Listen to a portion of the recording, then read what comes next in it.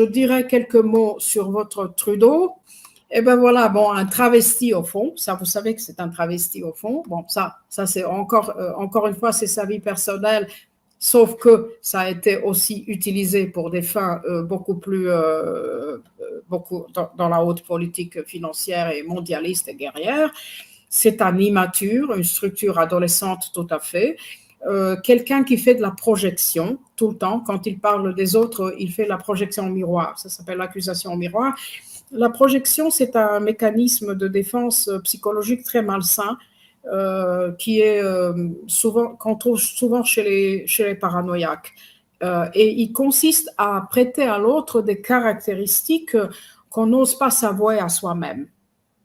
Ça, c'est l'essentiel de la projection.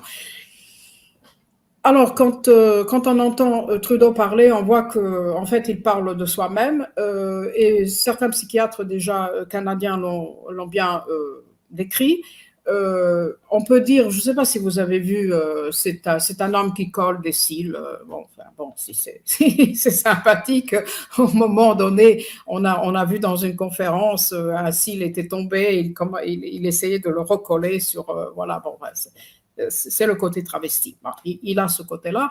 Ça, encore une fois, ça pourrait être sa vie privée, mais malheureusement, c'est un adolescent qui, en fait, n'a jamais grandi et qui est complètement dans le registre d'un Macron, d'un Zelensky, et tout ça, c'est ce profil-là, qui est une marionnette. Ça, c'est évident que Trudeau est une marionnette, le moins que l'on puisse dire.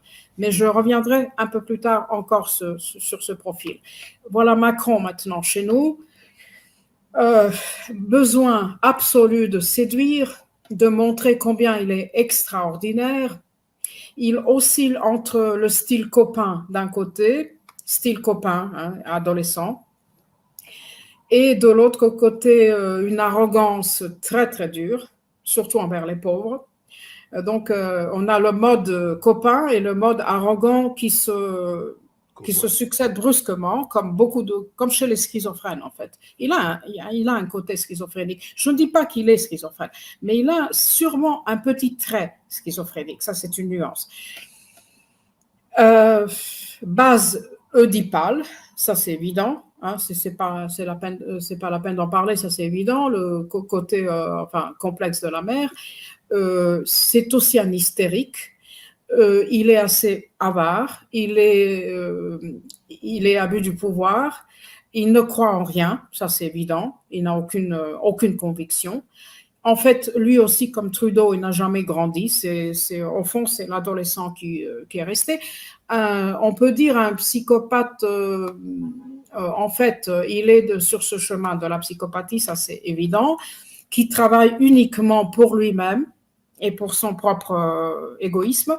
Et je citerai un collègue, un psychiatre italien, je le citerai là carrément parce qu'il a dit sur Macron, voilà, je cite docteur Adriano Sagatori, qui a dit sur Macron, je cite, « Le pervers qui ne considère pas l'autre en tant qu'autre, l'autre n'existe qu'en tant qu'outil ou objet que l'on va pouvoir utiliser ou abîmer si on en a envie. » Fin de citation.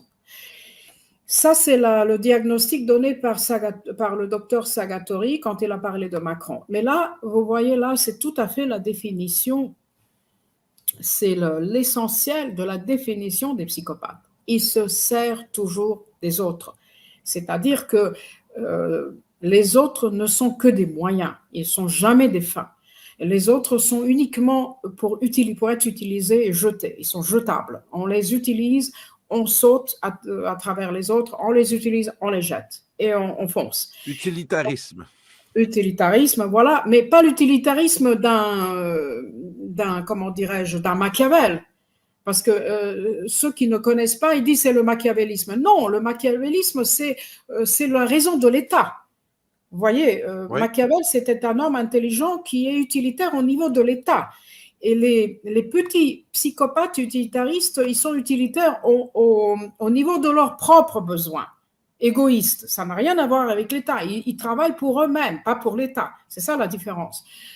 C'est pour ça que quand mes étudiants disent l'utilitarisme, c'est le machiavélisme, je dis non, ce n'est pas la même chose. Le Machiavel, c'est autre chose. C'est un personnage historique et il, en tout cas un homme très intelligent, qui parle comment ça se fait au niveau d'État. Vous pouvez être utilitariste au niveau d'État pour faire un bien, vous voyez. Mais Oui. si vous ne faites aucun bien et si vous n'agissez pas à ce niveau-là, mais vous agissez au niveau de votre nombril uniquement et de votre seul ego et votre égoïsme, ça n'a rien à voir avec le machiavélisme. C'est l'égoïsme pur d'un petit psychopathe, c'est tout. Parce que là, en France, on voit aucune raison d'État. Au contraire, l'État n'existe plus, c'est un chaos.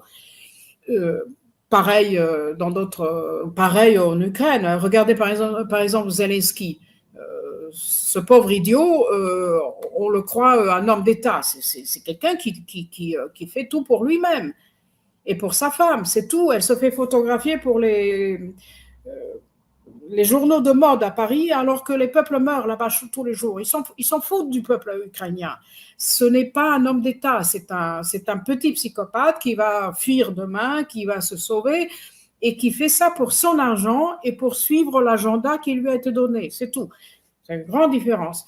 Alors, je reviens à Macron. Macron, pour finir avec Macron, c'est syndrome d'hubris, ça c'est évident. Folie des grandeurs. Maintenant, il se prend pour Napoléon. Ça, c'est une nouvelle. Ce qui n'est pas aussi mauvais, peut-être, parce qu'il a un côté, comme je dis, il a un côté schizophrénique. Un jour, il dit une chose, l'autre jour, il dit une autre chose. Récemment, il a dit qu'il faut sécuriser la Russie. Et là, c'était une. Oui, j'ai entendu ça avant hier. Ouais. Parce qu'on ne savait pas ce qu'il voulait. En fait, il est possible que demain, après cette guerre tragique, il est possible qu'il se propose comme l'interlocuteur numéro un d'un dirigeant russe. Puis, madame, vous disiez aussi qu'ils sont lâches. On l'a vu dans le cas d'une discussion qu'il y a eu avec Poutine où on a compris qu'il ne connaissait pas du tout l'accord de Minsk. Oui. Et ça, oui.